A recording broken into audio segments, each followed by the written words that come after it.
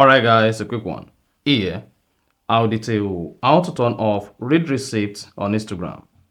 So if at the end of this you find this offer informative, please don't forget to like and then subscribe.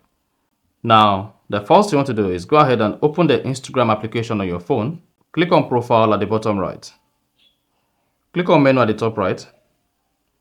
This is going to open the setting and activity page on your Instagram.